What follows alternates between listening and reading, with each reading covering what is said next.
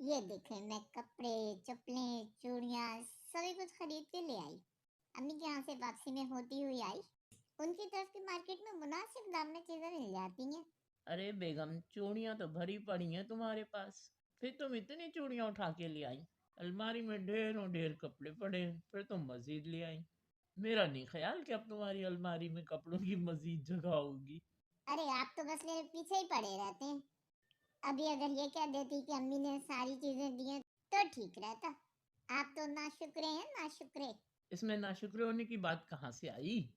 अरे जब सही रहता, जब मैं भी सवालिया फुप्पो की बहू की तरह झूठ बोलती। उनकी बहू सही करती है, मियाँ के पैसे खर्च करती है और ससुराल आके सबको यही जताती है कि ये देखें, ये मेरी अम्मी ने सूट दिलाया, वो सूट दिलाया, ये गिफ्ट दिया, वो गिफ्ट दिया।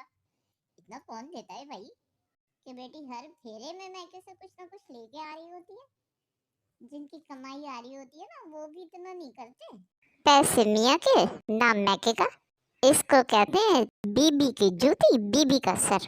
कैसी बातें कर रही हो बेगम? हाँ तो क्यों ना करूं? उसने अपनी सास की जबान काटी हुई है, मेरी थोड़ी। और सालिया फुप्पो अकल की अंधी नहीं है। अभी परसों ही तो आई थी, माँ जी को बता रही थी कि मैं समझती सब हूँ, लेकिन बहू के सामने बोलती नहीं हूँ। मेरे कुछ बोलने से वो झूठ बोलना थोड़ी छोड़ देगी। अब बताएं आप, मुझे तो बेचारी सालिया फुप्पो पे ही तरस आ रहा होता है। अब सालिहा फुप्पो का जिक्र कहाँ से आ गया? अरे जो सच है मैं तो वही बता रही हूँ। मैंने तो उनसे कहा भी कि पप्पो पैसे आपके घर के खर्च हो रहे हैं और नाम आपकी बहू के मैके वालों का हो रहा है। आप अपनी बहू से कुछ कहती क्यों नहीं है? अरे क्या हो गया है बेगम? अब तुम सास बहू के बीच लड़ाई करवाओगी? आप भी ना, जो मुंह में आता है बगैर सोचे समझे बोल देते हैं। मैं क्यों लड़ाई करवाऊंगी? अल्लाह ना करे। मैं आपको ऐसे दिखती हूँ क्या? लेकिन जो सच है वो तो मैं कहूंगी ना। उसने तो अपनी सास की जबान ही काट के रखी हुई है। वो अगर जायज बात पे भी उसे टोकती है तो बात को तोड़ मरोड़ के मियाँ के आगे पेश कर देती है। उसे चाहे कुछ आए या ना आए, बातें बड़ी अच्छी बना लेती है। शुक्र करें कि मैं साले फुप्पो की बहू की तरह नहीं हूँ। अपनी मर्जी से जी रही है, मियाँ को लट्टू की तरह उंगली पे घुमा रही है। फिर भी ससुराल वालों से शिकायतें हैं।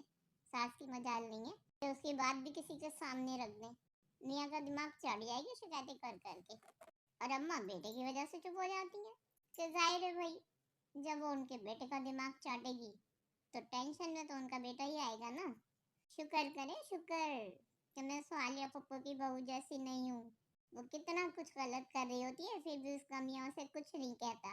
और एक मैं हूँ कि मेरी सास मुझे इतना कुछ सुना देती है, फिर भी आप कभी मेरी साइड नहीं लेते, उल्टा मुझे ही गलत ठहराते हैं। अच्छा बस, अब बहुत हो गई। जल्दी से मेरे लिए चाय बना के ले आओ। मेरे सर में दर्द हो रहा है। हाँ हाँ, अब तो सर में ही दर्द होगा। मेरे बोलने से आपके सर में ही दर्द होता है। बहू जी, माँ जी। बिटिया चाय दे दो मुझे। जी माँ जी, अभी लाई।